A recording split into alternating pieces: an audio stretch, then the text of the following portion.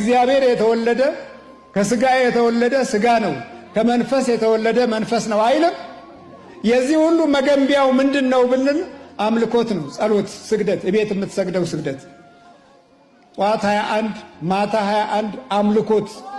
ጆሮዬን ክፈት፣ ልቦናዬን ክፈት፣ ውስጤን ክፈት ብለህ ስትማጸን የዚህ ጊዜ የሚወለደው ምኑ ይሆናል ማለት ነው? የበላኸው ከክርስቶስ ስጋና ደም ጋር ስትገናኝ የበላኸው ይወለዳል። እየከዳህ ስትበላ የሚከዳ ልጅ ተጸንሷል። እየዋሸ ስትበላ የሚዋሽ ልጅ ተጸንሷል። እየሰረቅህ ስትበላ የሚሰርቅ ልጅ ተጸንሷል። አየህ፣ የምትበላው ይወለዳል። ቀምተህ ነጥቀህ ስትበላ፣ ክደህ ስትበላ ከሃዲ ትወልዳለህ። የምትበላው ይወለዳል። እግዚአብሔር ምሕረቱን ያብዛልን።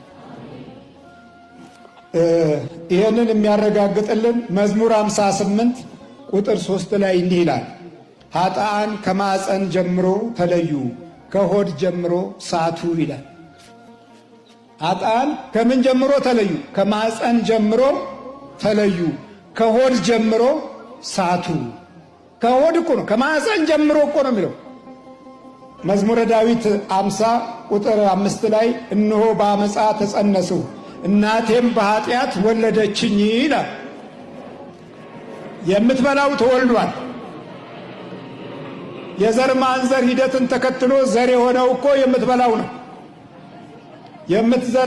የምትዘራው አፈር በልቶት ከአፈር ተነስቶ የሚበቅለው እህል የምትበላው ከዛ ውስጥ መሰረቱን ሳይለቅ ነው። የምትበላው ይወለዳል። ሳትባርክ በላ፣ ያልተባረከ ትውልድ ገጠመ። አባታችን ወይ ማለትን የጠላ ምሁራን በሙሉ ምሁርነታቸው ገደል ገባ። ፕሮፌሰርነታቸው፣ ዶክተርነታቸው፣ ማዕረጋቸውና ትልቅነታቸው አንተን ከችግር ማውጣት አልቻለም።